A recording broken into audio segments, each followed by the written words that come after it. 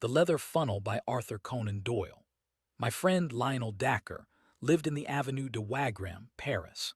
His house was that small one, with the iron railings and grass plot in front of it, on the left-hand side as you pass down from the Arc de Triomphe. I fancy that it had been there long before the avenue was constructed, for the gray tiles were stained with lichens, and the walls were mildewed and discolored with age. It looked a small house from the street, 5 windows in front, if I remember right, but it deepened into a single long chamber at the back. It was here that Dacre had that singular library of occult literature and the fantastic curiosities which served as a hobby for himself and an amusement for his friends. A wealthy man of refined and eccentric tastes, he had spent much of his life and fortune in gathering together what was said to be a unique private collection of Talmudic, Kabbalistic, and magical works, many of them of great rarity and value. His tastes leaned toward the marvelous and the monstrous, and I have heard that his experiments in the direction of the unknown have passed all the bounds of civilization and of decorum. To his English friends, he never alluded to such matters, and took the tone of the student and virtuoso. But a Frenchman whose tastes were of the same nature has assured me that the worst excesses of the Black Mass have been perpetrated in that large and lofty hall, which is lined with the shelves of his books and the cases of his museum. Dacre's appearance was enough to show that his deep interest in these psychic matters was intellectual rather than spiritual. There was no trace of asceticism upon his heavy face, but there was much mental force in his huge, dome-like skull, which curved upward from amongst his thinning locks, like a snow-peak above its fringe of fir trees. His knowledge was greater than his wisdom, and his powers were far superior to his character. The small bright eyes, buried deeply in his fleshy face, twinkled with intelligence and an unabated curiosity of life, but they were the eyes of a sensualist and an egotist. Enough of the man, for he is dead now, poor devil, dead at the very time that he had made sure that he had at last discovered the elixir of life.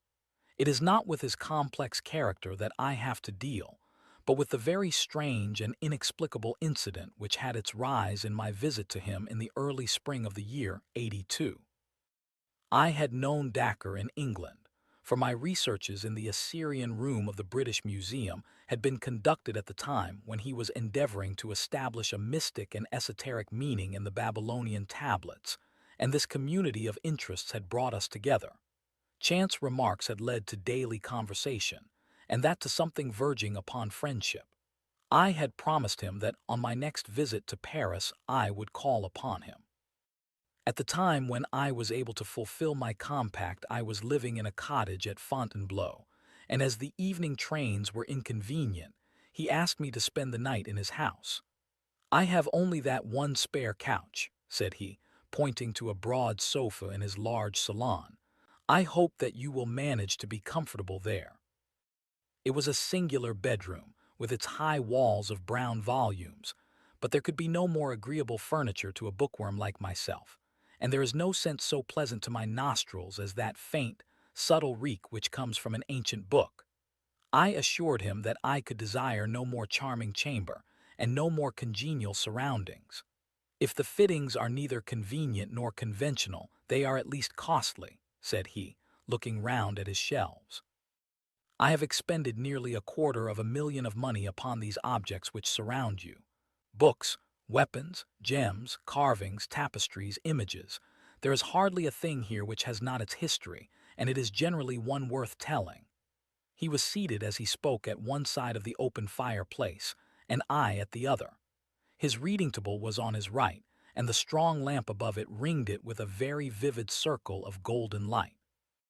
A half-rolled palimpsest lay in the center, and around it were many quaint articles of bric-a-brac. One of these was a large funnel, such as is used for filling wine casks. It appeared to be made of black wood and to be rimmed with discolored brass. "That is a curious thing," I remarked. "What is the history of that?" "Ah," said he, "it is the very question which I have had occasion to ask myself. I would give a good deal to know. Take it in your hands and examine it." I did so, and found that what I had imagined to be wood was in reality leather, though age had dried it into an extreme hardness, It was a large funnel and might hold a quart when full. The brass rim encircled the wide end, but the narrow was also tipped with metal. "What do you make of it?" asked Dacre. "I should imagine that it belonged to some vintner or maltster in the Middle Ages," said I. "I have seen in England leathern drinking flagons of the 17th century, black jacks as they were called, which were of the same color and hardness as this filler." "I dare say the date would be about the same," said Dacre, "and no doubt also it was used for filling a vessel with liquid.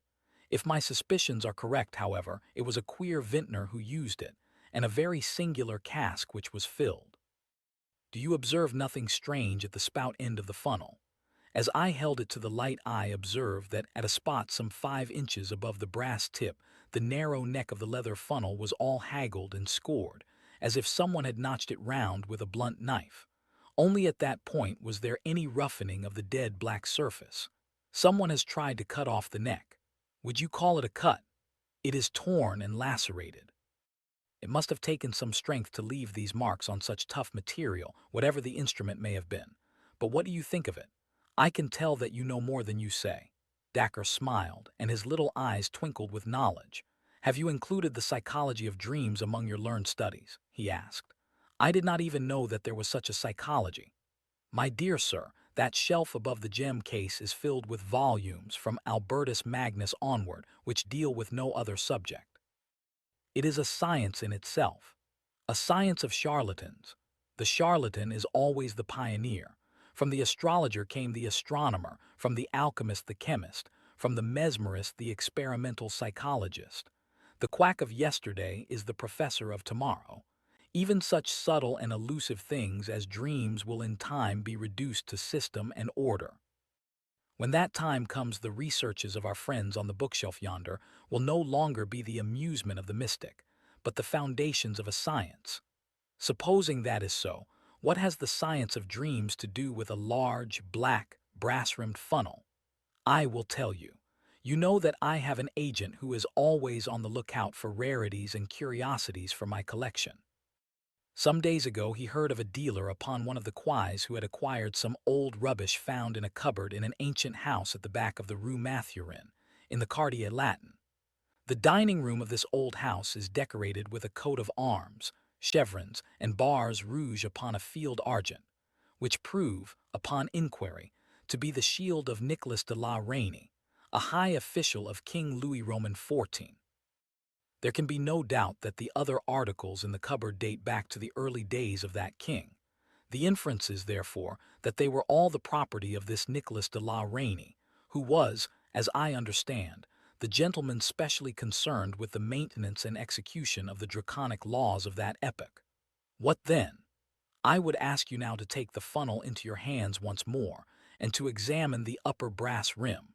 Can you make out any lettering upon it? There were certainly some scratches upon it, almost obliterated by time. The general effect was of several letters, the last of which bore some resemblance to a B. You make it a B. Yes, I do. So do I, in fact. I have no doubt whatever that it is a B, but the nobleman you mentioned would have had R for his initial. Exactly, that's the beauty of it. He owned this curious object, and yet he had someone else's initials upon it. Why did he do this? I can't imagine, can you? Well, I might perhaps guess. Do you observe something drawn a little farther along the rim? I should say it was a crown.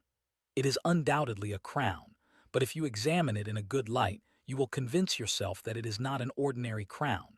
It is a heraldic crown, a badge of rank, and it consists of an alternation of 4 pearls and strawberry leaves, the proper badge of a marquis. We may infer, therefore, that the person whose initials end in B was entitled to wear that coronet. Then this common leather filler belonged to a marquis. Dacre gave a peculiar smile. Or to some member of the family of a marquis, said he. So much we have clearly gathered from this engraved rim. But what has all this to do with dreams? I do not know whether it was from a look upon Dacre's face, or from some subtle suggestion in his manner, but a feeling of repulsion, of unreasoning horror, came upon me as I looked at the gnarled old lump of leather. I have more than once received important information through my dreams, said my companion in the didactic manner which he loved to affect. I make it a rule now when I am in doubt upon any material point to place the article in question beside me as I sleep, and to hope for some enlightenment. The process does not appear to me to be very obscure, though it has not yet received the blessing of orthodox science. According to my theory, any object which has been intimately associated with any supreme paroxysm of human emotion, whether it be joy or pain, will retain a certain atmosphere or association which it is capable of communicating to a sensitive mind. By a sensitive mind, I do not mean an abnormal one, but such a trained and educated mind as you or I possess. You mean, for example, that if I slept beside that old sword upon the wall, I might dream of some bloody incident in which that very sword took part. An excellent example, for, as a matter of fact, that sword was used in that fashion by me, and I saw in my sleep the death of its owner, who perished in a brisk skirmish, which I have been unable to identify, but which occurred at the time of the wars of the Frondists. If you think of it, some of our popular observances show that the fact has already been recognized by our ancestors, although we, in our wisdom, have classed it among superstitions. For example, the placing of the bride's cake beneath the pillow in order that the sleeper may have pleasant dreams.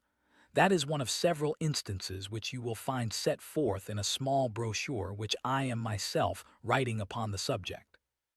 But to come back to the point, I slept one night with this funnel beside me, and I had a dream which certainly throws a curious light upon its use and origin. What did you dream?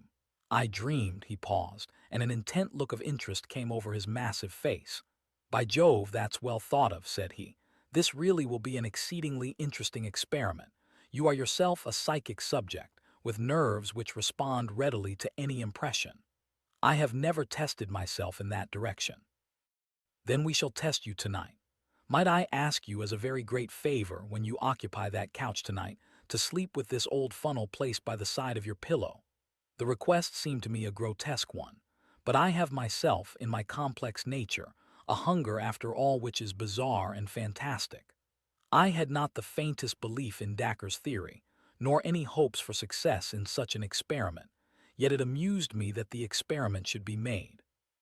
Dacre, with great gravity, drew a small stand to the head of my settee and placed the funnel upon it. Then, after a short conversation, he wished me good night and left me. I sat for some little time smoking by the smoldering fire and turning over in my mind the curious incident which had occurred and the strange experience which might lie before me. Skeptical as I was, there was something impressive in the assurance of Dacre's manner, and my extraordinary surroundings, the huge room with the strange and often sinister objects which were hung round it, struck solemnity into my soul. Finally, I undressed, and turning out the lamp, I lay down. After long tossing, I fell asleep. Let me try to describe as accurately as I can the scene which came to me in my dreams. It stands out now in my memory more clearly than anything which I have seen with my waking eyes. There was a room which bore the appearance of a vault. 4 spandrels from the corners ran up to join a sharp, cup-shaped roof. The architecture was rough but very strong. It was evidently part of a great building. 3 men in black, with curious, top-heavy black velvet hats, sat in a line upon a red-carpeted dais. Their faces were very solemn and sad. On the left stood 2 long-gowned men with portfolios in their hands, which seemed to be stuffed with papers. Upon the right, looking toward me, was a small woman with blonde hair and singular, light blue eyes, the eyes of a child. She was past her first youth, but could not yet be called middle-aged. Her figure was inclined to stoutness, and her bearing was proud and confident. Her face was pale but serene. It was a curious face, comely and yet feline, with a subtle suggestion of cruelty about the straight, strong little mouth and chubby jaw. She was draped in some sort of loose, white gown. Beside her stood a thin, eager priest who whispered in her ear and continually raised a crucifix before her eyes. She turned her head and looked fixedly past the crucifix at the 3 men in black, who were, I felt, her judges. As I gazed, the 3 men stood up and said something, but I could distinguish no words, though I was aware that it was the central one who was speaking. They then swept out of the room, followed by the two men with the papers. At the same instant, several rough-looking fellows in stout jerkins came bustling in and removed first the red carpet, and then the boards which formed the dais, so as to entirely clear the room. When this screen was removed, I saw some singular articles of furniture behind it. One looked like a bed with wooden rollers at each end and a winch handle to regulate its length. Another was a wooden horse. There were several other curious objects and a number of swinging cords which played over pulleys. It was not unlike a modern gymnasium. When the room had been cleared, there appeared a new figure upon the scene.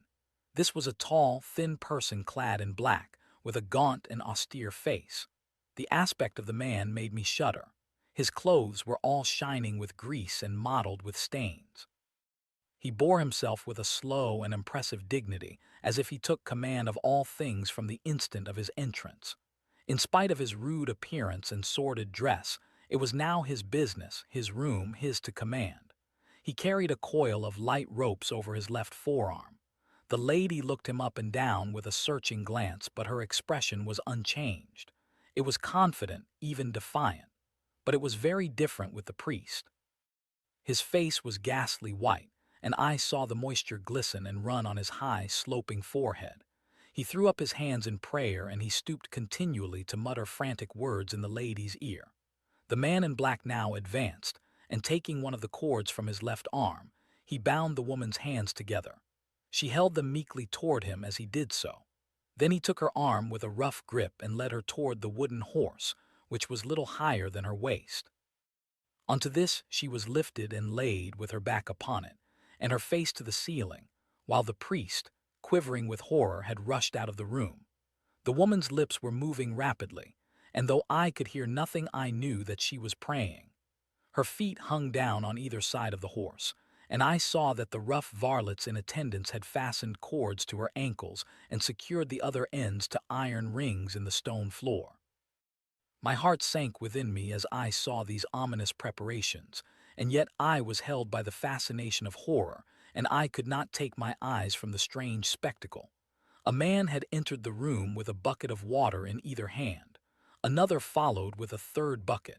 They were laid beside the wooden horse. The second man had a wooden dipper, a bowl with a straight handle, in his other hand. This he gave to the man in black.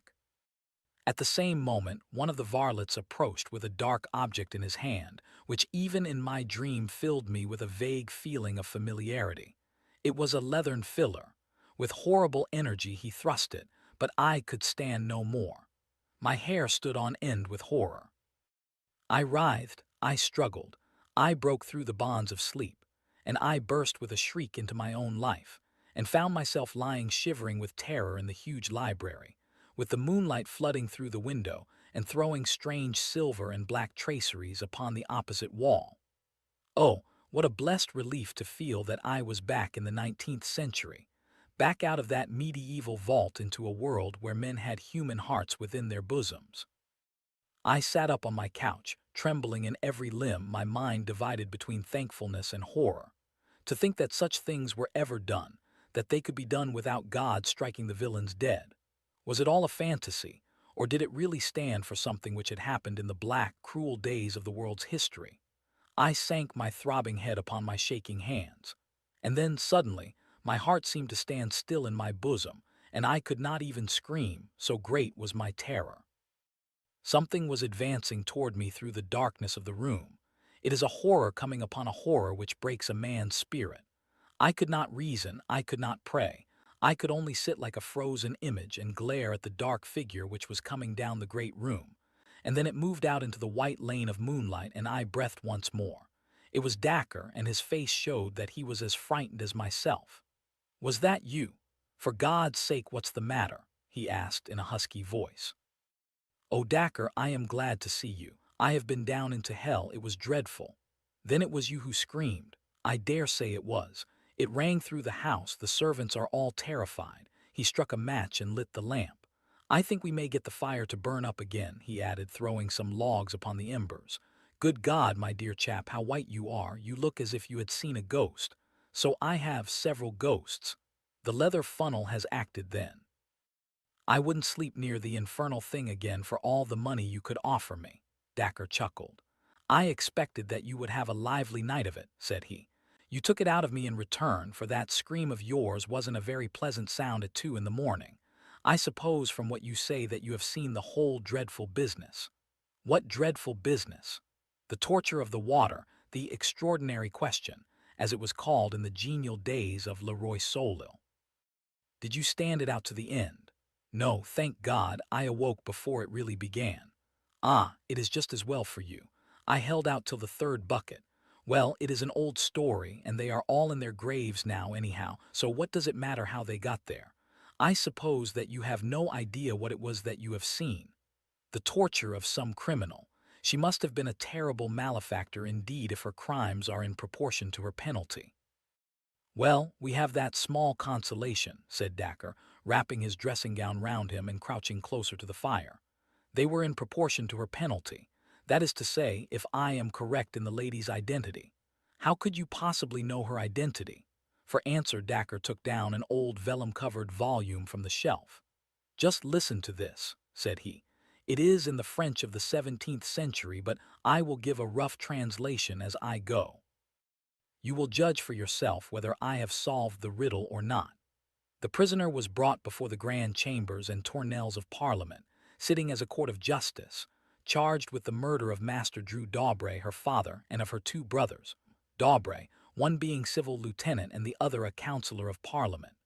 In person it seemed hard to believe that she had really done such wicked deeds, for she was of a mild appearance, and of short stature, with a fair skin and blue eyes. Yet the court, having found her guilty, condemned her to the ordinary and to the extraordinary question in order that she might be forced to name her accomplices, after which she should be carried in a cart to the place de Grève, there to have her head cut off, her body being afterwards burned and her ashes scattered to the winds. The date of this entry is July 16, 1676. It is interesting, said I, but not convincing. How do you prove the 2 women to be the same? I am coming to that. The narrative goes on to tell of the woman's behavior when questioned. When the executioner approached her, she recognized him by the cords which he held in his hands, and she at once held out her own hands to him, looking at him from head to foot without uttering a word. How is that? Yes, it was so. She gazed without wincing upon the wooden horse and rings which had twisted so many limbs and caused so many shrieks of agony. When her eyes fell upon the 3 pails of water which were all ready for her, she said with a smile, "All that water must have been brought here for the purpose of drowning me, monsieur. You have no idea, I trust, of making a person of my small stature swallow it all. Shall I read the details of the torture? No, for heaven's sake, don't. Here is a sentence which must surely show you that what is here recorded is the very scene which you have gazed upon tonight. The good Abbé Pirot, unable to contemplate the agonies which were suffered by his penitent, had hurried from the room. Does that convince you? It does entirely. There can be no question that it is indeed the same event. But who, then, is this lady whose appearance was so attractive and whose end was so horrible? For answer, Dacre came across to me, and placed the small lamp upon the table which stood by my bed. Lifting up the illumined filler, he turned the brass rim so that the light fell full upon it. Seen in this way, the engraving seemed clearer than on the night before. We have already agreed that this is the badge of a marquis or of a marquise, said he. We have also settled that the last letter is B. It is undoubtedly so. I now suggest to you that the other letters from left to right are M, M, a small d, and then the final B. Yes, I am sure that you are right. I can make out the 2 small d's quite plainly. What I have read to you tonight, said Dacre, is the official record of the trial of Marie Madeleine d'Aubray, Marquise de Brinvilliers, one of the most famous poisoners and murderers of all time. I sat in silence, overwhelmed at the extraordinary nature of the incident, and at the completeness of the proof with which Dacre had exposed its real meaning. In a vague way, I remembered some details of the woman's career, her unbridled debauchery, the cold-blooded and protracted torture of her sick father, the murder of her brothers for motives of petty gain. I recollected also that the bravery of her end had done something to atone for the horror of her life, and that all Paris had sympathized with her last moments, and blessed her as a martyr within a few days of the time when they had cursed her as a murderess. One objection, and one only, occurred to my mind. How came her initials and her badge of rank upon the filler? Surely they did not carry their medieval homage to the nobility to the point of decorating instruments of torture with their titles. I was puzzled with the same point, said Dacre, but it admits of a simple explanation. The case excited extraordinary interest at the time, and nothing could be more natural than that La Rainey, the head of the police, should retain this filler as a grim souvenir. It was not often that a Marchioness of France underwent the extraordinary question. That he should engrave her initials upon it for the information of others was surely a very ordinary proceeding upon his part. And this? I asked, pointing to the marks upon the leathern neck. She was a cruel tigress, said Dacre, as he turned away. I think it is evident that like other tigresses her teeth were both strong and sharp.